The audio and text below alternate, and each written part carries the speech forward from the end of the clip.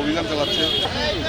প্রথমে আমরা আমাদের মেসেজটি দিতে চাচ্ছি যে আমরা আসলে একটি সুন্দর রংপুর মহানগর চাই এবং সেই সুন্দর রংপুর মহানগর যখন আমরা বাস্তবায়ন করতে যাব, প্রথমে আমাদের নাগরিকদের মধ্যে সচেতনতা বৃদ্ধি করার একটি বিষয় রয়েছে।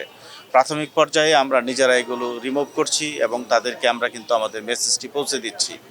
আমরা যখন দেখব যে না, আমরা একটি একবার দুইবার হয়তো আমরা নিজেরা পরিষ্কার করে নিয়ে আসছি, তারপরেও যখন এই বিষয়টি যখন অব্যাহত থাকবে, হয়তো কেউ যদি আইন ভাঙবেন, তাহলে প্রচলিত আইন অনুযায়ী প্রয়োজনীয় ব্যবস্থা গ্রহণ করা হবে।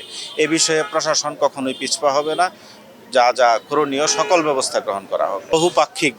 বহুপাক্ষিক বিষয় বলতে যারা আমাদের এখানে কেবলের যারা ব্যবসা করেন তাদের একটা বিষয়, সিটি কর্পোরেশনের বিষয় রয়েছে এখানে, আরও অন্যান্য যে আমাদের যে ব্রডকাস্টের যে বিষয় তাদের সেই বিষয়গুলো রয়েছে।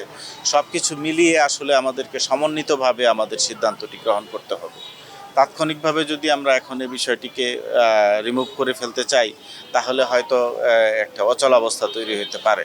সকল পক্ষকে আমরা একত্রিত করে এ বিষয়ে প্রয়োজনীয় ব্যবস্থা গ্রহণ করব।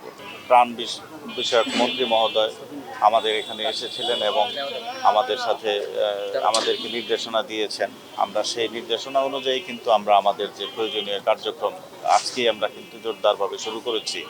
যে পরিচ্ছন্নতা অভিযান চালাই দিলাম, এটা অব্যাহত থাকবে। সিটি কর্পোরেশনকে আমরা সহযোগিতা করতেছি।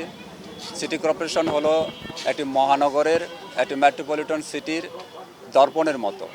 এই সিটি কর্পোরেশনের রাস্তাঘাট পরিষ্কার পরিচ্ছন্ন রাখা, ড্রেন নর্দমা পরিষ্কার রাখা, জনগণকে নাগরিক সেবা দেওয়া, এটা সিটি কর্পোরেশনের মহান দায়িত্ব।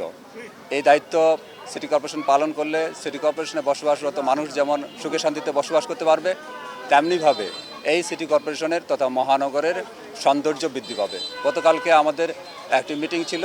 এই অঞ্চলের মাননীয় মন্ত্রী, ত্রাণ ও দুর্যোগ ব্যবস্থাপনা মন্ত্রণালয়ের দায়িত্বে নিয়োজিত মন্ত্রী জনাব আসাদুল হাবিব দুলু আমাদের সঙ্গে মিটিংয়ে বসেছিলেন।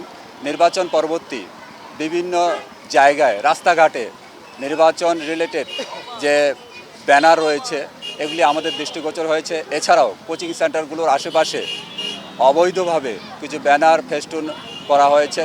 এছাড়াও ডাক্তারদের, চিকিৎসকদের ক্লিনিকের পাশে নানাবিধ এইসব ব্যানার ফেস্টুন রয়েছে। এগুলি রিমুভের জন্য আমরা নেমেছি। আজকে সকালে জেলা প্রশাসক মহোদয় আমাদের সঙ্গে ছিলেন, সিটি কর্পোরেশনের কর্মকর্তারা ছিলেন, জেলা প্রশাসকের সমস্ত ম্যাজিস্ট্রেসি এখানে ছিল, আমার পুলিশের সমস্ত অফিসার ছিলেন।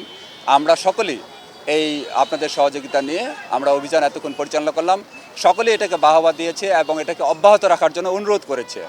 আমরা নগরবাসীকে অনুরোধ করব, আমরা এই অভিযান পরিচালনাকালীন সময়ে আপনারা আমাদেরকে সহযোগিতা করবেন, সাংবাদিক ভাইয়েরাও আমাদেরকে সহযোগিতা করবেন। তাহলে পরবর্তীতে মানুষ উৎসাহিত হবে এবং এই শহরকে পরিচ্ছন্ন শহর হিসাবে আমরা রাখতে সক্ষম হব।